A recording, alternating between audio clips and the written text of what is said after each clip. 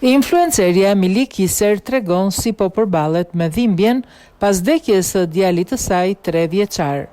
Influencerja Emily Kiser ka ndarë me ndjekësit në Instagram mënyrën se si po përballet me humbjen e djalit të saj Trig, i cili vdiq pas mbytyjes në një pishinë përpara shtëpisë së tyre në Arizona.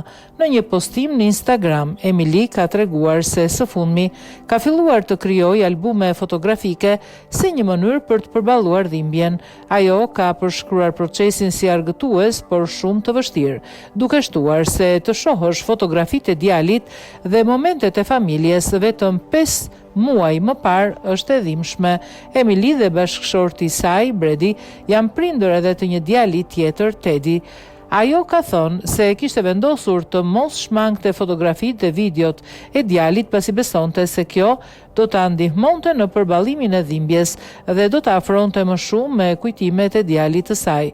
Shpresoj që ky hobi të më afrojë më shumë me të, ndërsa dokumentoj jetën dhe mbi të gjitha kujtimet që i vlerësoj, ka shkruar ajo.